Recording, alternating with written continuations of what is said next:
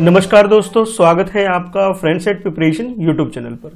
इस चैनल पर मैं लेके आता हूँ रोजाना करंट अफेयर जनरल स्टडी की ये वीडियो, जो कि आपके लिए यूजफुल है अगर आप किसी भी कॉम्पिटिटिव एग्जाम की तैयारी करते हैं। अगर आप यूपीएससी और प्रीलिम्स या फिर किसी भी स्टेट की पीसीएस एग्जाम की तैयारी कर रहे हैं तो उसके लिए तो ये वीडियो काफी ज्यादा यूजफुल हो जाती है। इसे आप यूटिलाइज कर सकते हैं प्रैक्टिस के रूप में और चेक कर सकते हैं कि आपकी प्रिपरेशन का क्या लेवल चल रहा है। क्वेश्चन को अटेम्प्ट करिए और चेक करिए कि आप कितने क्वेश्चन के आंसर सही दे पा रहे हैं। अगर आपसे कोई गलती होती है तो एक्सप्लेनेशन को ध्यान से सुनिए और उस हिसाब से अपने टॉपिक को रिवाइज करिए। चलिए फिर स्टार्ट करते हैं। With reference to production linked incentives PLI scheme consider the following statement. इस क्वेश्चन में आपसे प्रोडक्शन लिंक्ड इंसेंटिव यानी पीएलआई से रिलेटेड क्वेश्चन पूछा जा रहा है। इस स्कीम को ध्यान में रखते हुए आपने बताना है ये जो स्टेटमेंट 1 और ये स्टेटमेंट 2 है, इन दोनों स्टेटमेंट में से करेक्ट स्टेटमेंट कौन सा है ये आपको चूज करना है। According to first statement PLI scheme के बारे में, पीएलआई मतलब प्रोडक्शन लिंक्ड इंसेंटिव से, it is outcome and output oriented scheme, यानी कि ये जो स्कीम है कि आउटकम क्या आता है प्रोडक्शन के बाद किसी भी सेक्टर में, और आउटपुट ओरिएंटेड स्कीम है, एक तरह से आप ये बोल सकते हो। सेकंड स्टेटमेंट में आपसे बोला जा रहा है this scheme is incentives only the sunrise sector, यानी सनराइज सेक्टर सिर्फ उसी के अंदर ये इंसेंटिव प्रोवाइड किया जाता है गवर्नमेंट के द्वारा। तो दो ये स्टेटमेंट आपको दे दिए गए हैं, आपने बताना है करेक्ट स्टेटमेंट कौन सा है। ऑप्शन ए के अकॉर्डिंग फर्स्ट स्टेटमेंट करेक्ट है, ऑप्शन बी के अकॉर्डिंग सेकंड स्टेटमेंट करेक्ट है, और ऑप्शन सी में आपसे बोला जा रहा है बोथ फर्स्ट एंड सेकंड दोनों ही स्टेटमेंट करेक्ट है। According to option D neither one not two, it means ये दोनों ही स्टेटमेंट फर्स्ट और सेकंड गलत है। तो आपके अकॉर्डिंग करेक्ट आंसर क्या है, क्वेश्चन को अटेम्प्ट कर लीजिए। तो इस क्वेश्चन का करेक्ट आंसर जो है वो हमारा ऑप्शन ए है। अब जान लेते हैं डिटेल में। ऑप्शन ए का मतलब ये सिर्फ फर्स्ट स्टेटमेंट जो है सिर्फ वो करेक्ट है, यानी कि अभी रिसेंटली पीएलआई स्कीम का मतलब ये है कि गवर्नमेंट ने, कैबिनेट ने एक अप्रूवमेंट दी है पीएलआई स्कीम को ध्यान में रखते हुए कि भी जो भी लार्ज स्केल के इलेक्ट्रॉनिक मैन्युफैक्चरिंग है उधर ये लोग क्या करेंगे, इंसेंटिव प्रोवाइड करेंगे। और इसके अलावा और भी बहुत सारे सेक्टर होते हैं जहां ये इंसेंटिव प्रोवाइड किए जाते हैं। पहले वो सेक्टर कौन कौन से पहले वो जान लेते हैं। तो वो सेक्टर है automobile, networking product, food processing, advance chemistry and solar PVM manufacturing. ये कुछ सेक्टर है जहां पे ये प्रोवाइड किया जाता है इंसेंटिव्स।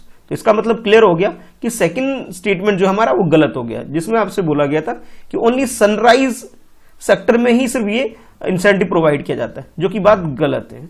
इसके अंदर और भी काफी सेक्टर जिसे इंक्लूड किया जाता है। इसके अंदर होता क्या है कि कैश इंसेंटिव्स प्रोवाइड किया जाता है 5 to 7 ईयर तक, ताकि जो भी इस फील्ड में आ रहे हैं, एक स्टार्टअप कर रहे हैं, तो एक इंसेंटिव को यूज करके उसे फर्दर एक तरह से आप कह सकते हो मोटिवेशन फैक्टर के रूप में उसके लिए काम करें और फर्दर ग्रोथ कर सके। इसका मतलब ये हुआ सेकंड स्टेटमेंट तो हमारा गलत हो गया।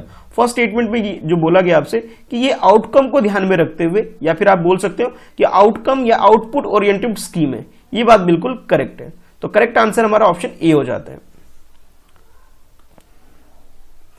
नेक्स्ट क्वेश्चन में आपसे पूछा जा रहा है OSIRIS-RX मिशन के बारे में। ये एक स्पेस मिशन है जिसके रिगार्डिंग में दो स्टेटमेंट आपको गिवन है। ये फर्स्ट स्टेटमेंट है और ये सेकंड स्टेटमेंट है। इन दोनों स्टेटमेंट को ध्यान में रखते हुए आपको बताना है कि भी कौन सा स्टेटमेंट करेक्ट है। तो पहले एक बार ये जो स्पेस क्राफ्ट कह लीजिए, स्पेस मिशन है OSIRIS-RX मिशन, इसके बारे में बोला जा रहा है the OSIRIS-RX spacecraft has recently touched down and surface of the Mars to collect rock sample, यानी कि ये जो स्पेस क्राफ्ट है इसे जो लॉन्च किया गया था कभी पहले, और वो अभी टच हुआ है, यानी कि आप ये कह सकते हो टच का मतलब ये कि लैंड हुआ है मार्स के ऊपर, वहां से जो रॉक वगैरह उसके सैंपल कलेक्ट करने के लिए। ये फर्स्ट स्टेटमेंट बोला जा रहा है। कहने का मतलब ये कि एक स्पेस क्राफ्ट है, एक मिशन है, स्पेस मिशन है, जिसके थ्रू क्या किया गया, एक स्पेस क्राफ्ट को लॉन्च किया गया और वो रिसेंटली अभी मार्स पे लैंड हुआ है, वहां से रॉक सैंपल को कलेक्ट कर सके।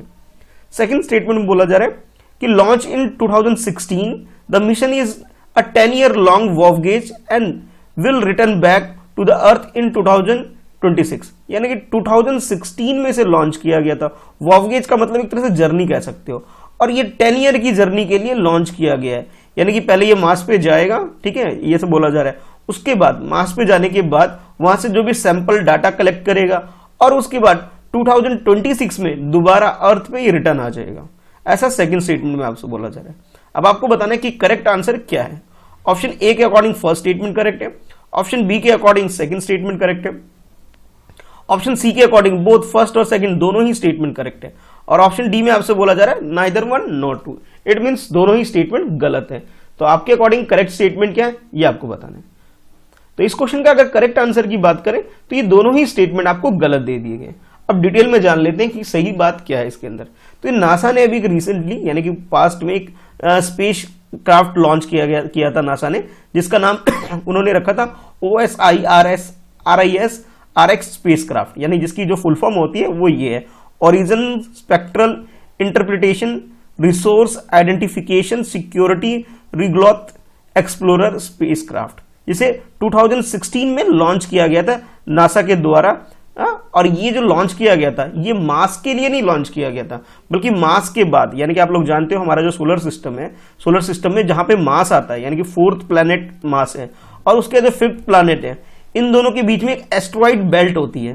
ठीक है, फोर्थ प्लैनेट और फिफ्थ प्लैनेट के बीच में एस्ट्रॉइड बेल्ट है, तो एस्ट्रॉइड एरिया जो भी बढ़ता है वहां के लिए इन्होंने लॉन्च किया था इसमें, ताकि उस एरिया से यानी कि एस्ट्रॉइड वेन्यू से कुछ डाटा कलेक्शन किया जा सके, रॉक कलेक्ट किया जा सके, डस्ट सैंपल कलेक्ट किया जा सके। कहने का मतलब है कि भाई एस्ट्रॉइड बेल्ट वाला जो एरिया है जहां पे बहुत सारे जो एक तरह से पत्थर वगैरह कह सकते हो बड़े साइज में जो होते हैं, पिंड वगैरह कह सकते हो आप, बहुत ज्यादा होते हैं, तो वहां से उनका सैंपल कलेक्ट करने के लिए इस मिशन को लॉन्च किया गया था नासा के द्वारा।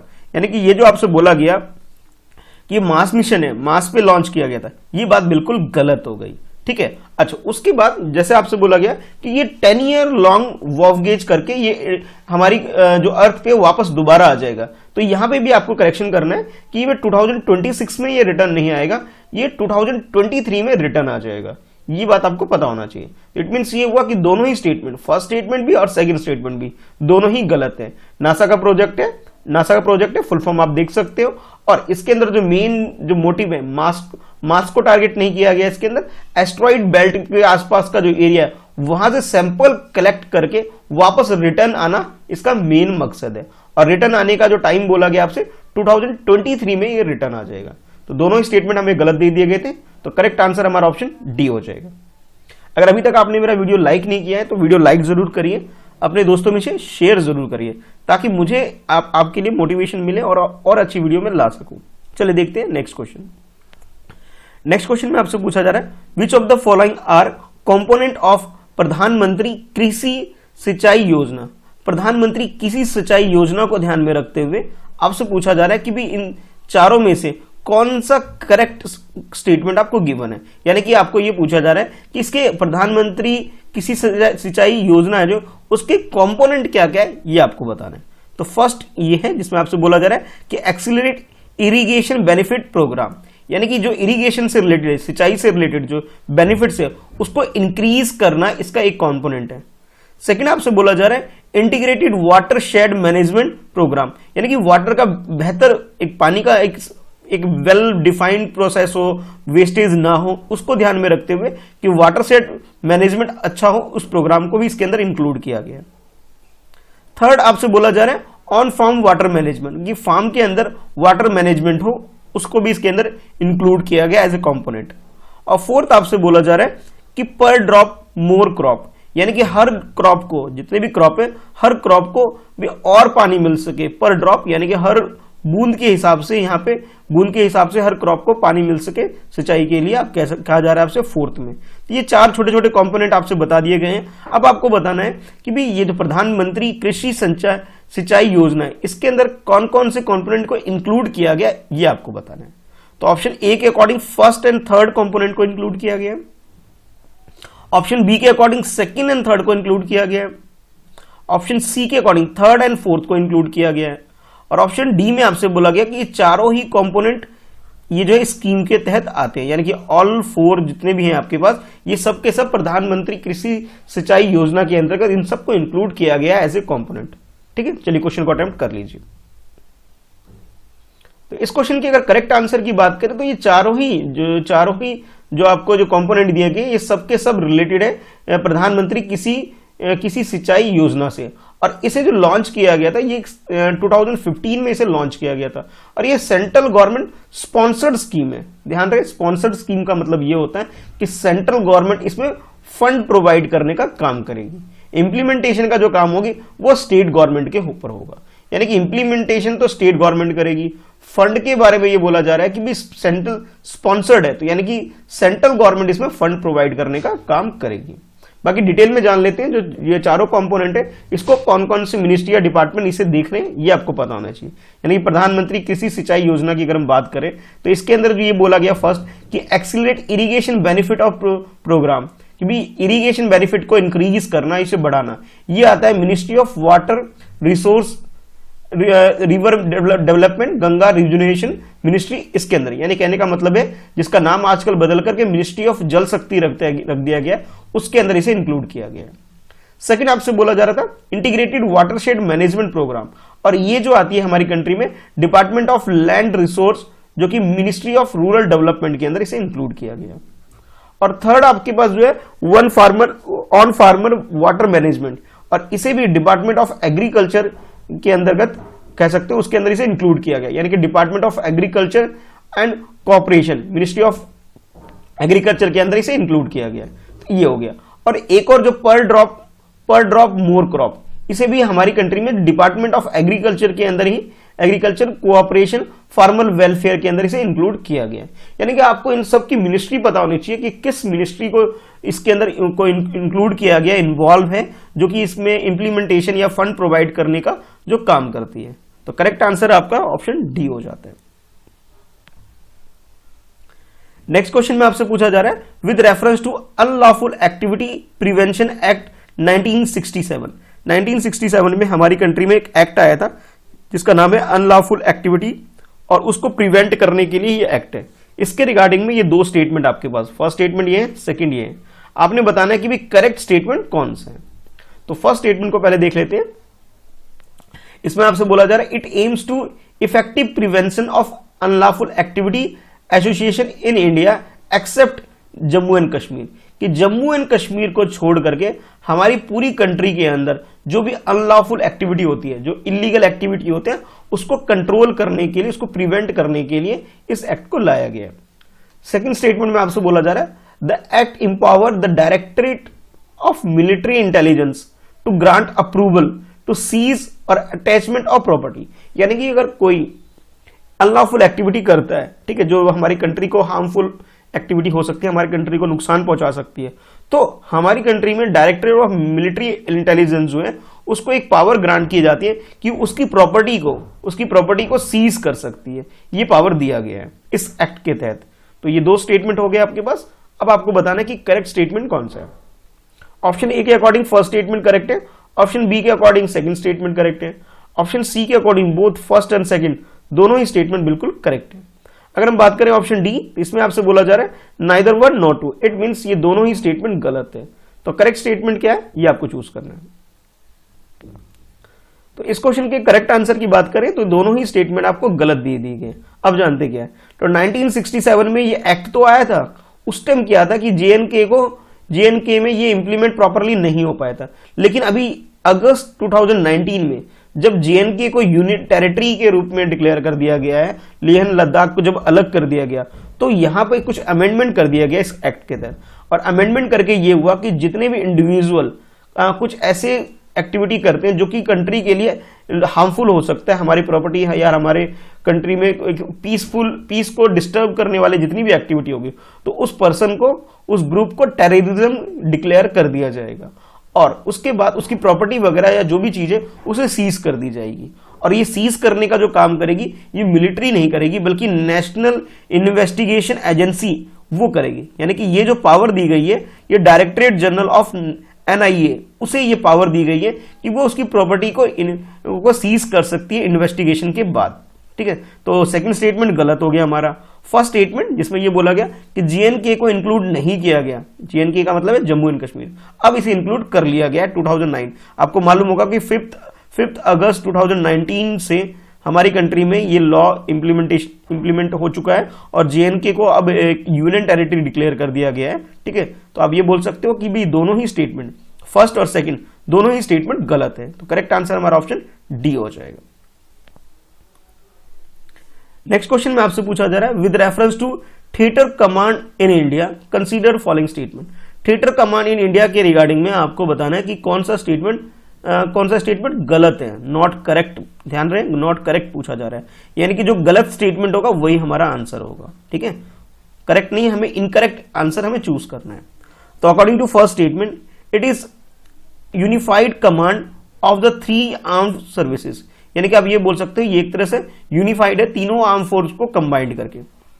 सेकंड स्टेटमेंट बोला जा रहा है, India first theatre command was established at Andaman and Nicobar island, यानी कि अंडमान एंड निकोबार आइलैंड जो हमारी कंट्री में है, ठीक है, वहां पर इस कमांड को एस्टेब्लिश किया गया अकॉर्डिंग टू सेकंड स्टेटमेंट। ये फर्स्ट है, ये सेकंड है। और थर्ड स्टेटमेंट में आपसे बोला जा रहा है कि theatre are the 3 integrated theatre command in India.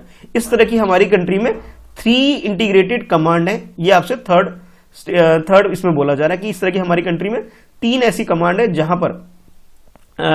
जहां पर हमारे पास ये इस तरह की कि तीनों आर्मी को, मतलब आर्मी, नेवी और एयरफोर्स को कंबाइंड करके रखा गया है। तो आपको बताना है कि करेक्ट मतलब इनकरेक्ट स्टेटमेंट कौन सा है, ये आपको चूज करना है। तो आपके पास जो ऑप्शन है कुछ इस तरह से है। ऑप्शन ए के अकॉर्डिंग बोला जा रहा है आपसे कि जो थर्ड स्टेटमेंट है ये इनकरेक्ट है, ठीक है। और ऑप्शन बी के अकॉर्डिंग बोला जा रहा है कि सेकेंड एंड थर्ड ये 2 स्टेटमेंट गलत है। और ऑप्शन सी के अकॉर्डिंग आपसे बोला जा रहा है कि फर्स्ट एंड सेकंड स्टेटमेंट गलत है। और ऑप्शन डी में आपसे बोला जा रहा है फर्स्ट, सेकंड, थर्ड तीनों ही स्टेटमेंट इनकरेक्ट, यानी कि गलत स्टेटमेंट आपको दे दिए गए। तो आपके अकॉर्डिंग करेक्ट आंसर क्या है, ये आपको चूज करना है। ध्यान रहे, गलत स्टेटमेंट हमें चूज करना है। तो जानते हैं डिटेल में हमारी कंट्री में जो थिएटर कमांड ऑफ इंडिया है इसके बारे में डिटेल में जान लेते हैं। ये एक तरह से कह सकते हो हमारी कंट्री में एक सिक्योरिटी को बूस्ट करने के लिए, हमारी कंट्री को वॉर की कंडीशन में जब जाती है कोई कंट्री, तो उसको जाने से पहले अपनी कंट्री की बॉर्डर को सिक्योर करने के लिए एक तरह का इनिशिएटिव है। और इसे हमारी कंट्री में एक कमेटी आई थी 76 कमेटी, उसकी रिकमेंडेशन के हिसाब से इसे लॉन्च किया गया है या इसे स्टार्ट किया गया है। इसे 2001 में जब करगिल वॉर हुआ था, करगिल वॉर के बाद हमारी कंट्री में अंडमान और निकोबार में इस तरह का पहला इंटीग्रेटेड थिएटर कमांड को स्टैब्लिश किया गया था। यानी कि आप ये बोल सकते हो कि भाई आपके पास जो स्टेटमेंट 1 है, ठीक है, वो बिल्कुल करेक्ट हो जाता है। अच्छा, इसके 1 और 2, क्योंकि और दूसरी बात ये कि इसके अंदर तीनों यूनिट यानी कि आर्मी, नेवी और एयरफोर्स तीनों को कंबाइंड इसके अंदर कर लिया जाता है, ठीक है, और कंबाइंड करके सेफ्टी सिक्योरिटी का काम किया जाता है। और आपसे ये भी बोला जा रहा है कि अंडमान निकोबार में इस तरह का पहला कमांड स्टैब्लिश किया गया था, ये बात भी ठीक होगी। फर्स्ट और सेकंड बिल्कुल करेक्ट हो गया। अच्छा, जब ये कमेटी आई थी, इस कमेटी ने जो रिकमेंडेशन दी थी कि भाई ये बोला था कि इस तरह की 3 ऐसे कमांड को स्टैब्लिश किया जाना चाहिए। ये बोला कि नॉर्दर्न एरिया में, यानी कि नॉर्दर्न कमांड को स्टैब्लिश करने का मेन टारगेट ये है कि चाइना के साथ जितनी भी हमारी बाउंड्री है इसे सिक्योर किया जा सके। उसके बाद वेस्टर्न कमांड को सेट करने का टारगेट ये था कि पाकिस्तान के साथ जितनी हमारी बॉर्डर है उसको सिक्योर करने के लिए। और इसके अलावा थर्ड, मरीन सिस्टम को सेट करने के, यानी कि जो साउथ में हमारे जो मरीन एरिया है, यानी कि आप कह सकते हो सी के साथ जो हमारी बाउंड्री है उसको सिक्योर करने के लिए थर्ड कमांड स्टैब्लिश करने के लिए बोला गया था।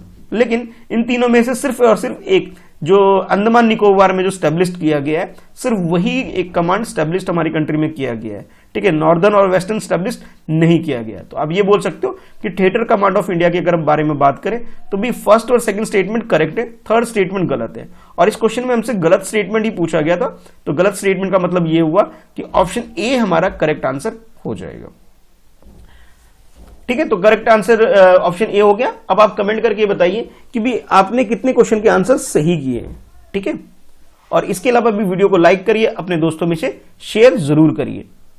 अच्छा, आपके लिए क्वेश्चन मैं छोड़ जाता हूं कि हमारी कंट्री में जो आर्मी है, यानी कि इंडियन आर्मी है, आर्मी के भी कमांड स्टैब्लिश्ड है हमारी कंट्री में अलग अलग एरिया में। तो टोटल हमारी कंट्री में आर्मी के कितने कमांड स्टैब्लिश्ड है ये आपको बताना है, ठीक है। और उसका जो हेडक्वार्टर है, यानी कि एक तरह से करके हर रीजन का एक जैसे नॉर्दर्न कमांड है, जैसे मैं एक एग्जांपल बता रहा हूं कि नॉर्दर्न कमांड जेएनके में हमारी कंट्री में आर्मी का नॉर्दर्न कमांड है, ठीक है। इसके अलावा बाकी एरिया में भी इस तरह के कमांड स्टैब्लिश किए गए हैं, आपको उनकी लोकेशन बताना है, ठीक है, कहां और टोटल कितने ये भी आपको बताना है। ये आज आपके लिए क्वेश्चन होने वाला है। ठीक है, मिलते हैं नेक्स्ट वीडियो में। आज के लिए इतना ही है। वीडियो को लाइक करिए, अपने दोस्तों में शेयर करिए, और हाँ, पहली बार वीडियो को देख रहे हैं तो चैनल सब्सक्राइब करके बेल आइकन जरूर प्रेस कर दीजिए ताकि आपको आने वाली वीडियो की नोटिफिकेशन मिल सके।